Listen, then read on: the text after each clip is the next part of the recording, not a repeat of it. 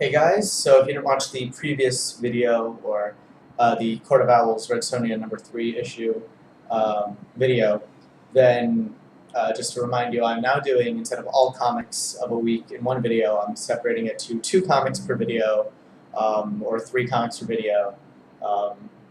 Just a heads up about that. As you can tell from the title, in this video I will be reviewing Harley Quinn number 1 and Mr. Freeze number 1. Or Batman the Dark Knight, issue 23.2, and Detective Comics 23.2. So we are going to start with Mr. Freeze. So we already kind of got Mr. Freeze's rebooted history in Batman Annual number 1, which came out I think last year, or two years ago, almost 2 years ago. And we got his new history where he was never actually married to Nora Freeze. It was just he made it up. It was a psychotic episode where he believed that this other cryogenically frozen woman was his wife, when really he was kind of shifting that from his mom, who fell in a frozen lake and died that way, and just kind of shattered his psyche when he was a child. So already getting his history, we find out more about what he's doing in Gotham now that the Justice League and Batman are gone, and he's basically just free to do whatever he wants to do. Opening this comic, though, we are given a little more of his childhood past. We see that his father was abusive. Was he abusive? What is that? Well, the father necessarily wasn't abusive, but his father left him at a very young age. Before the mom died in the snow, which we are reminded of in this page. And then we flash forward to we get a recap of more of the events of the annual, with Batman telling Mr. Freeze that the woman that Nora feels was never his wife. And all this is kind of told from his perspective.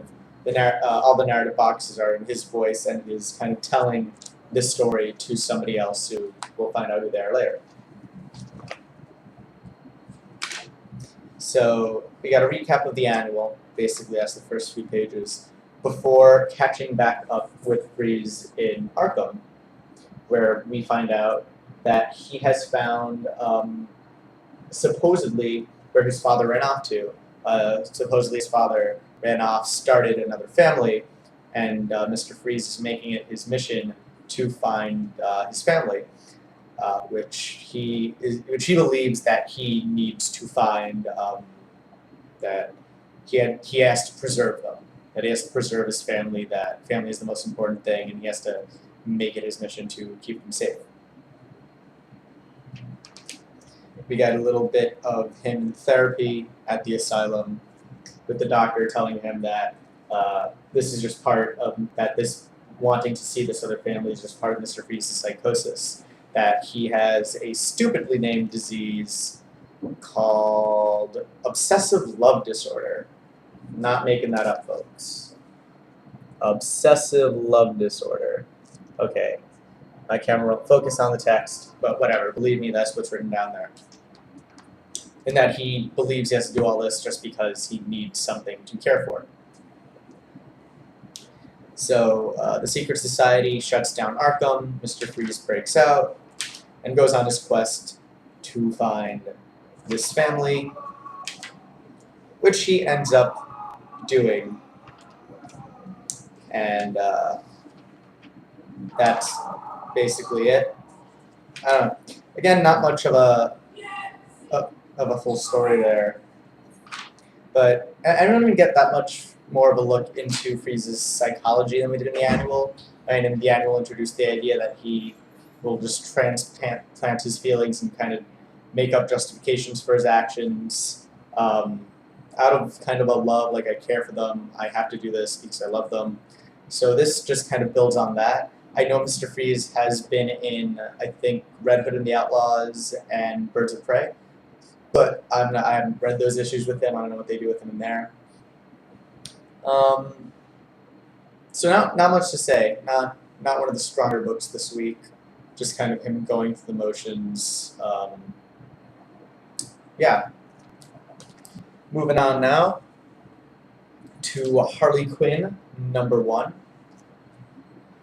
And kind of like Mr. Freeze, we get Harley going through the Harley motions without the Joker. We get a little bit of flashback, and actually we get a lot of flashback. This is mainly an origin story for Harley, or at least it fills in the parts that we didn't already know about, or that hasn't changed with the reboot. So the framing device, by the way, is that Harley is back in Gotham. She is committing a crime. We're not exactly sure what, but she's basically having this conversation with herself. So we find out that Harleen Quinzel grew up in a kind of a crazy household. Everyone always yelling at each other, tons of children, overworked mother, kind of a rude father. And she was the only good child who studied and went to college and all that because she wanted to make order out of the chaos that was her family life. And she thought she could do that through psychology. And after graduating top of her class and all that, like seemingly every other person in the DC universe, Harley went to Arkham to make order out of the chaos there. And that is when she decided that in order to get to these people, to get into the head of the Arkham inmate, she must become them. So she dressed like a clown in order to try and talk to the Joker before kind of falling head first into this life of villainy and chaos, which she describes as feeling very liberating. And we see her kind of just adjust into the role of Harley Quinn from Harley Quinzel.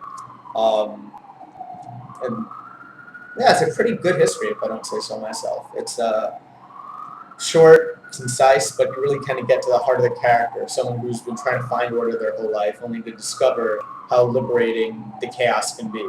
And she goes from one extreme to the other really, really fast, and adjusts to it. And it's the adjustment that we really find out about here. And it's a good story. Then at the end,